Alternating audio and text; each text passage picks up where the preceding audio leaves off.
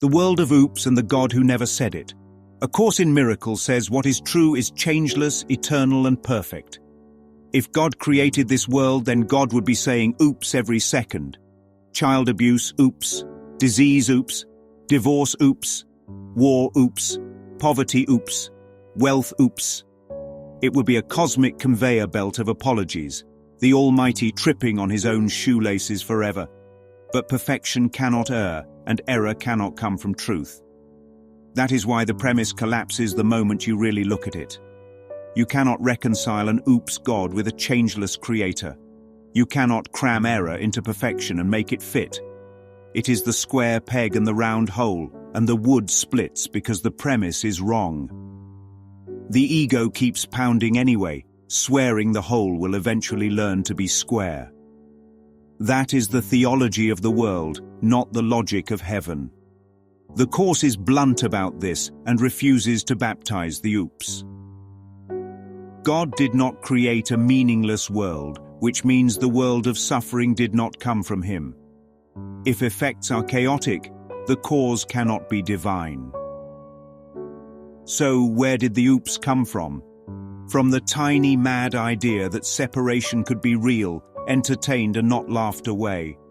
The one error tries to hide itself by fracturing into 10,000 smaller errors. Bombs and bandages. Villains and heroes. Diagnosis and remission. Wedding vows and restraining orders. Each pair is a mirror that keeps attention oscillating so the mind never questions the original premise. The ego's trick is not just suffering, but the fake cure that seems to heal while preserving the problem. It sells reconciliation between opposites so the system never gets exposed as impossible. It teaches that holiness can coexist with attack if the attack is justified enough. It teaches that love can coexist with fear if the fear is respectful enough. It teaches that truth can coexist with lies if the lies are sincerely held. But opposites do not reconcile in reality, they only cancel each other in dreams. Light does not make a truce with darkness. Light simply shines and darkness is gone. So the mind that wants a loving God and a murderous world tries to keep both by inventing the concept of mystery. God's ways are not our ways becomes code for, please do not notice the contradiction. Mystery is useful for the ego because it halts inquiry exactly where inquiry would set you free. If cruelty and love share the same source, the word source has lost all meaning. So what then is creation? Creation is extension of love with no opposite and no remainder. Miscreation is the belief in opposite and remainder and the guilt that follows. This world is miscreation, a stage play that changes costumes every act and keeps the audience weeping and clapping on cue. We keep asking the playwright to apologize for a script he never wrote. We demand a refund from the ticket booth of heaven for a movie projected by our own mind. Here is the merciful pivot. Forgiveness is not fixing the oops one scene at a time. Forgiveness is recognizing that the oops never happened in truth. It is the quiet decision to stop arguing that a square peg should fit a round hole. It is the refusal to reconcile the irreconcilable. It is the acceptance that what God creates remains as God created it and is untouched by dreams. The holy instant is the moment the lawsuit against God is dropped.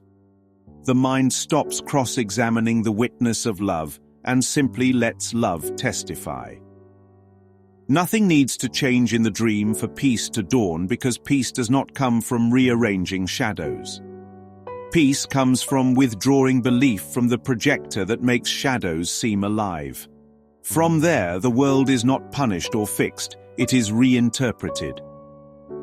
The same images that once provoked attack now invite remembrance. The same faces that seem to accuse now seem to call for love. The same headlines that shouted disaster become reminders to choose again. This is the logic that ends the square peg theology of guilt. This is the reason peace can be immediate. This is the end of blaming God for an oops he never said. Cause is love. Anything else is a dream of confusion that can be gently left behind. So keep the logic clean and the practice simple.